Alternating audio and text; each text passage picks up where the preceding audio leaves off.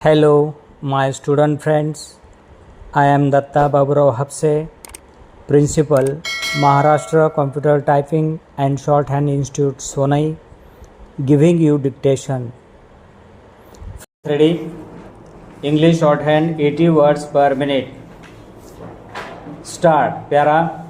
It is obvious that one of the major problems we have to face is unemployment. It is a terrific human problem which we cannot ignore. Merely giving some kind of occupation to a large number of persons does not ultimately increase employment or lessen unemployment. We delude ourselves if we think so. An honorable member of this house remarked, outside the house, I believe that a good method of giving employment to a large number of people would be by abolishing the railways. In that event, there will probably be some kind of hand carts. It many people will be pushing them. Some, no doubt, will be sitting in them. That would be a completely wrong approach to this problem. Employment comes through newer and more effective means of wealth production. The whole experience of the past 200 years shows that it comes with the growth of technological methods. It is true that technological growth often leads to human misery, but precautions can be taken. Do not imagine that minus technological progress, we are going to deal with the problem of unemployment. We cannot. Every country which boasts of full employment today is a country which is technologically advanced.